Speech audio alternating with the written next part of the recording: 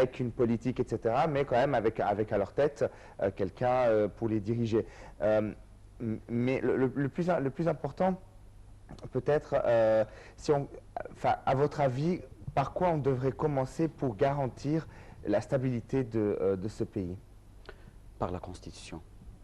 Et justement, dans la Constitution, quel est l'article, selon vous, qui doit être le plus développé? Quels sont les articles peut-être qui peuvent être De mon point de vue, l'article depuis le 183, chapitre 4, qui concerne les localités municipaux, jusqu'à l'article 192, et aussi les articles de la période de transition. OK? Parce que l'article de la période de transition, comme l'article 235 par exemple, il s'agit quand on va implémenter le nouveau régime de la décentralisation dans notre pays. Autrefois, il était pour 10 ans. On va calculer rapidement. Il nous reste à peu près 1 an et demi après que la modification de la Constitution et que le peuple dit oui pour ces changements. On va passer 1 an et demi jusqu'à arriver aux élections des conseils municipaux. Ensuite, est-ce qu'on va attendre une dizaine d'années afin qu'on puisse commencer notre premier pas pour aller à la route de la décentralisation? Non, je ne crois pas. On doit changer ce temps. On doit le diminuer. De mon point de vue, c'est seulement 4 ans. C'est efficace, c'est bon pour tout le monde. Et il faut le mettre en place, puisque malheureusement, il y a des gouvernorats qui sont peut-être plus démunis que d'autres, moins avantagés que d'autres. C'est-à-dire que peut-être que le Caire, s'il a sa propre politique, sera plus compétent que d'autres gouvernements. Oui, bien sûr. Donc forcément, il faudrait aussi stabiliser et égaliser le budget pour chaque gouvernorat. Et c'est pour ça que Nermine a bien fait de dire que c'est un processus quand même qui va prendre beaucoup de temps. Oui, parce qu'on avait suivi de près, ils avaient essayé de faire une telle chose au ministre de l'Éducation, décentraliser le budget il y a quelques années et donner à chaque gouvernement sa part. Je peux vous assurer que ça n'a pas été une réussite du tout. Oui, je sais, parce que le terrain n'est pas préparé. Pas seulement le terrain n'est pas préparé, les ressources, jusqu'à maintenant, ils sont des ressources centralisées.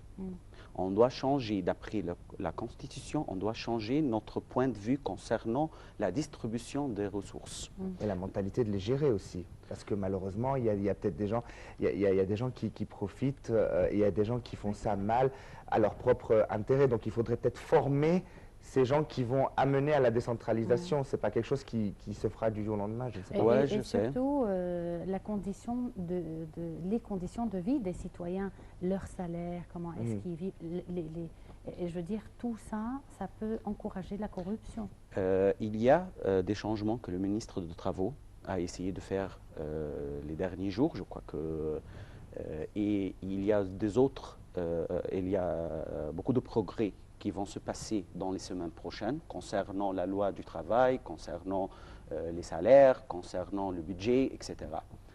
Ce qui nous intéresse, si on donne le pouvoir pour le peuple dans les conseils municipaux, ils seront, eux, responsables devant le peuple, devant le bon Dieu, devant le pays, du budget.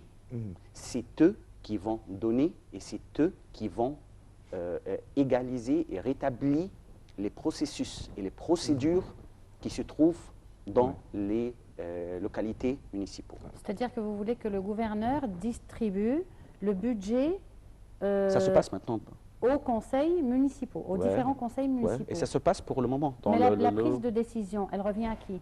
Parce que ça a toujours été au gouverneur. On doit le changer. Et c'est cela, c'est un des points qu'on veut changer dans la Constitution, la modification du pouvoir.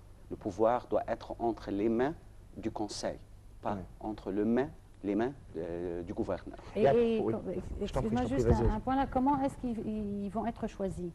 On va les élire ou bien bien sûr, on va les élire. Des élections à la française, entre guillemets, puisqu'on parlait de la France tout à l'heure, donc des élections municipales. Où la municipalité sera... Mais je crois que ça existe en Égypte. Oui, ça existe. La loi des conseils municipaux On doit électionner, par exemple, pour le quartier, Oui, on en doit voilà. électionner à peu près 18 membres, 10 qui nous présentent dans la province, dans le conseil municipal de la province, et 8 dans le conseil municipal du quartier. Mais on peut le faire, il existe. Ouais. À propos de pouvoir, le pouvoir du président, justement, maintenant, et cette loi qui fait peut-être beaucoup de bruit, c'est l'isolement du président. Alors, qu'en est-il de cet article et comment vous l'estimez? Bon, avant de répondre à cette question, je veux mettre les points sur les i concernant un autre sujet, le gouverneur. Oui. De notre point de vue, le gouverneur doit être élu. Pourquoi? Parce que c'est le représentant du président dans la province. Et comme le président, il est élu d'après le peuple, bon, le gouverneur, lui aussi, il doit être élu d'après le peuple. C'est quelque chose d'important. Autre chose concernant le pouvoir du président. On doit avoir un pouvoir balancé entre le président et le Premier ministre. Et de mon point de vue, le Premier ministre doit avoir le pouvoir énorme concernant la direction du pays interne ou les problèmes internes du pays. Le président va être comme un symbole pour le pays qui nous représente dans les travaux internationaux, qui essaye de prendre les décisions concernant notre stratégie avec le monde, mais de mon point de vue, il ne doit pas intervenir dans les la politique interne du pays.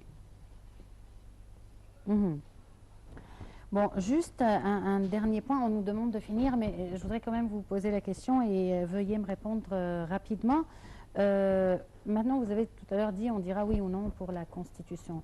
Mais le problème, c'est qu'on dira oui ou non pour la totalité de la Constitution. Supposons qu'il y a des articles qui ne vont pas. Que va-t-on faire? On doit lire premièrement, proprement, les modifications. On doit lire ensuite la Constitution et le comparer par des autres constitutions comme celle de la Constitution de la République française, comme celle de la Belgique, Pays-Bas, etc. Et en même temps, ils ont des traductions, en arabe concernant ces constitutions. N'importe qui peuvent l'apporter si quand même ils ne comprennent pas le français. Mais ce qui est plus important, qu'on doit juger ce qui se trouve dans la Constitution. Est-ce que c'est convenable pour moi, c'est convenable pour mes enfants, c'est convenable pour mes descendants ou pas? Alors, je pense qu'on nous signale, oui. c'est ça. Mais ce sera quand même, ils devront déléguer quelqu'un pour expliquer au peuple article par article en détail, puisque avec le niveau d'instruction que nous avons en Égypte actuellement, peut-être que les articles seront assez difficiles à comprendre pour une grosse partie des citoyens. En tout cas, est-ce que vous êtes, juste un mot de conclusion, est-ce que vous êtes plutôt optimiste ou pessimiste par rapport au travail de ce conseil? Jusqu'au moment optimiste. Jusqu'au moment. On ne sait pas. Très bien. Alors, Ahmed Samaha, donc membre fondateur du Front indépendant pour la Renaissance et le développement des localités municipales. Merci d'avoir été avec nous. Merci beaucoup.